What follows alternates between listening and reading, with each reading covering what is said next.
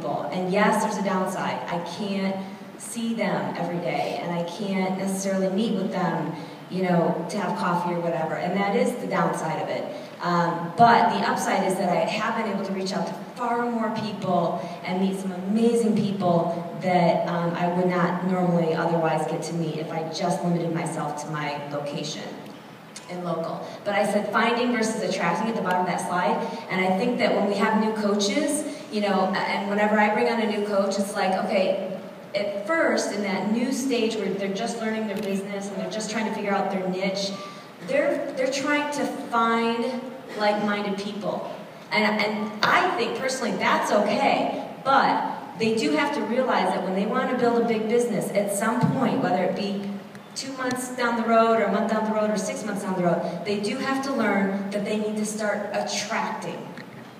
There needs to be a shift. You have to stop trying to find them, and you have to start attracting them if you want to build your business faster. So that's what we're going to talk about. So, increasing what's called Facebook affinity. How many of you ever posted something that was maybe about your business and then clicked refresh, refresh, refresh, waiting for someone to like it or comment? Have you ever done that? Anyone admit to that? No?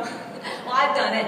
I've definitely done it. And I know that some of my new coaches have done that because they've said, you know, I really just don't know if I can, I'm doing this because we're usually on the phone, I really don't know if I can reach out using Facebook because I don't have a whole lot of friends and family members who are into fitness. As if I do. All of us who are into fitness and so passionate about it, we have tons of friends and family members who are not, who think we're crazy.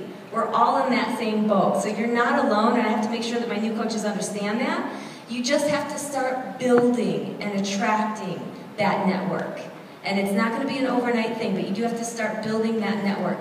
And so what you want to do with Facebook is you want to increase your Facebook popularity, and it's called your affinity. Facebook has like an internal ranking system, just like Google, where it looks at your account and says, okay, do they get a lot of comments? Do they get a lot of likes? Do they get a lot of activity on their account? And when you have a high Facebook affinity, a high Facebook popularity, your posts go to the news feed for your friends and family members. I have some coaches who I've realized now that when they post something, they assume all their friends, everyone that they're friends with on Facebook has seen that post. When in fact they haven't. Not at all. In fact, if it didn't get initially a lot of likes or comments, it probably didn't make it to the newsfeed at all. And then they're like, well, but my mom commented and she was like, that's really nice. That's because your mom went to your wall to see what you were up to today. She searched your name and she went to your wall to see it, but it didn't necessarily show up in the newsfeed.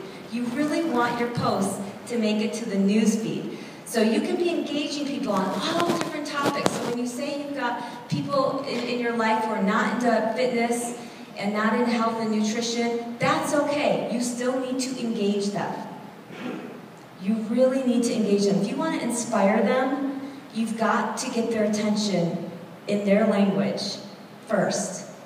And you've got to show that you care about other things and that you're not just this Beachbody Fitness robot and that you have a life and other things that you have information and things that will benefit them, and you've got to engage them on that level first. And as you start getting more likes and comments on your Facebook wall, more of those people who are now engaged by you are going to see that one post that you wanted them to see. Whereas before you had that Facebook affinity and you were just maybe posting once every other day about something fitness related, and most of your friends and family, you know, like you said, aren't in fitness anyway. They didn't comment, they didn't like, and so your Facebook affinity went way down, and so now when you do post about your challenge, no one sees it. That's why. And for those of you, by the way, who have like pages, and you just started your like page, and you're thinking, God, that's such great content. I can post this over on my like page, and no one says anything, and then I post it on my profile page, and people love it. That's just because your like page hasn't built up that affinity yet.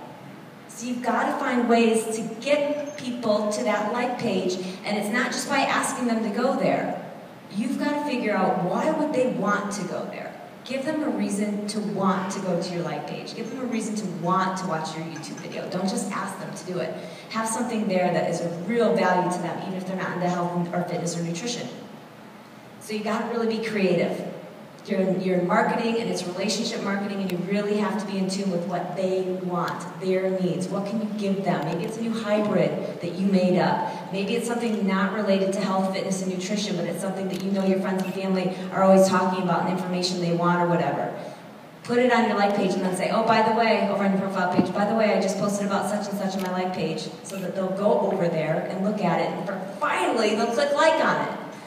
So get your people over to your like page if you've got a like page. Okay, so your profile page is your brand, and you want to be posting, I say, between 3 to 5 times a day. And for those of you that, again, you've got to build up your network, and so if you are in a situation where you're just starting off, which I know you guys aren't, and you guys are rock stars, but you got to make sure your coaches know this. You have to build up that network of people who are into health and fitness, and so you have to do that gradually. So it might only be 1 post per day that has anything to do with health, fitness, or nutrition. Now that I've built up my network to the point where I do have followers who are health and fitness, and that's the majority of them, I can post a lot more that has to do with health and fitness, but I still try and mix in variety. But make sure that you understand that progression. Build your niche by listening. I've really found, I look at the things that I'm inspired by. I really study other people in fitness, other speakers, other motivational speakers, figure competitors, bodybuilders, and I look at what inspires me, and then I duplicate. So, when I saw that a figure competitor that I follow, and I really respect her, by the way, I'm not a figure competitor and never will be, but she's someone I really respect, and I respect how she works out and how she eats and all of that, and I saw that she was posting pictures of food that she's eating, and I was so inspired by that. It was so helpful. It just made me want to eat something healthier for lunch when I would see what she was eating. So I started doing that, and it's working, and people are liking it. Some people not so much, but it seems like people are liking it. So you just kind of have to figure out what's your niche and then see what sticks, see what people are liking and commenting on so you can increase your affinity. Okay, so avoid quotes without a picture or thoughts of your own. So a lot of us are on Pinterest now, and I know I was doing a lot of it where I would just pull a picture from Pinterest and I would post it. And a lot of those pictures on Pinterest already have a quote right on it. And you're like, sweet, this is what I was going to say anyway. So you just post it. And that's fine, but it's not as effective as if you put your own thoughts on it and ask a question. Anytime you have a picture attached to a post, it has a higher likelihood of getting to the newsfeed for your friends and family. Again, it's all about getting to the newsfeed. If you're not getting to the newsfeed, the only people that are going to see your post are the people that specifically are going to your wall that day. You don't want that. So you want to add a picture. Even when you're posting a link to a YouTube video or a link to your blog, instead of actually, doing your post and then clicking on like add link, attach link, actually attach a picture. It'll actually, attach a picture. Your link will still be in your post, okay, but attach a picture. You'll make it to the newsfeed more likely if you do that. So attach an inspiring, eye-catching picture, and you'll get more likes on it, and you'll get to the newsfeed. I was going to say on that last one, don't post and run. Make sure you don't post and run. Post and then comment back and tag people back. You might post something that has nothing to do with health and fitness or whatever, and then, Ann says, oh, where are you? I posted this morning a picture from my run. And by the way, I really think about my posts and think, okay, I don't want people to think like I'm bragging about where I am or anything, and so I posted a picture and said, took this picture while I was on my run, and then I turned it into a question about droids and iPhones.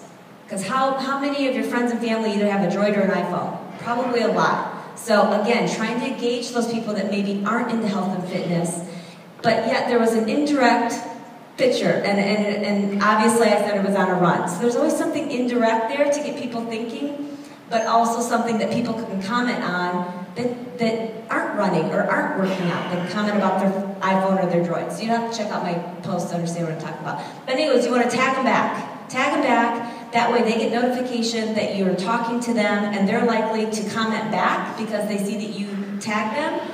And the more likes and comments you get on a post, it's like that you're adding fuel to that fire for that post, and it's making it to more people's newsfeed. I've seen a post that someone did that there was nothing to it. There was nothing great about it whatsoever, but it was just went crazy because a couple people said something funny back to each other.